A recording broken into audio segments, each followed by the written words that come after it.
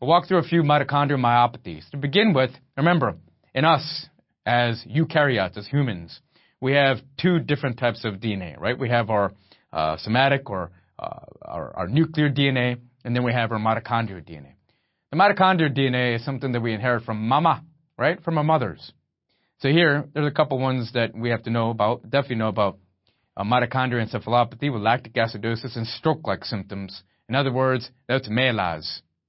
The other one is, pay attention to RRF. That's ragged red fiber.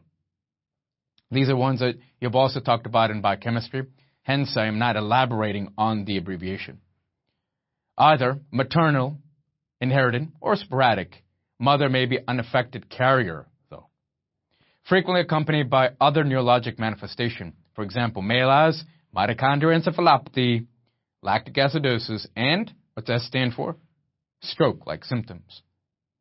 On muscle biopsy, what would you expect to see? What's that RRF stand for? Ragged red fiber. Which contain what?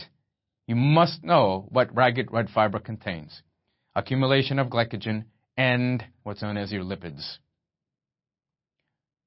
Our topic here is inflammatory myopathy. Begin by looking at dermatomyositis. Allow the name to speak to you. What does derm mean? Skin. What does myo mean? Muscle. Hence, we're doing our skeletal muscle diseases. Then we have polymyositis. And finally, we have our what's known as our inclusion body myositis. In other words, inflammation. Shoulder and hip girdle weakness is present. Oh, be careful.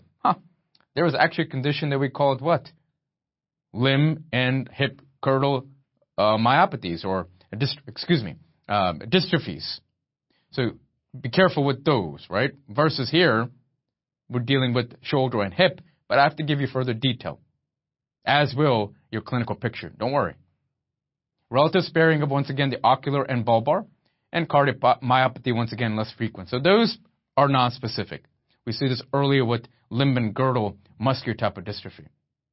So what is it about these conditions that is more specific? Let's take a look. First, we'll take a look at dermatomyositis. Most frequently seen in children. What are you going to find? Well, when seen in adult, often associated with underlying malignancy. Derm will begin with the skin. Around the eyes, you have something called a heliotrope rash. So it's purplish discoloration of the eyelids. Memorize that. Dermatomyositis. The first manifestation is going to be skin. More common in children. If it's adult, then it's malignancy. Then you have what's known as gratin lesion. And these gratin lesions are going to be that around the knuckle. So erythematous, which means what? Red, scaly lesion over the knuckles. In other words, your metacarpophalangeal joints. Associated cardiac conduction abnormality, congestive heart failure, or perhaps even interstitial lung disease. Just keep those in mind, because not only could you have then your skin issues, you could have issues with the muscle as well.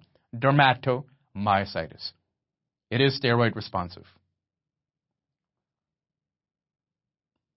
Here we have polymyositis. These are more common in older individuals. Condition. Steroid responsive. All that I wish to say about polymyositis. Inclusion body myositis. Late middle age to elderly predominance. I just want to make sure that you've heard of such conditions.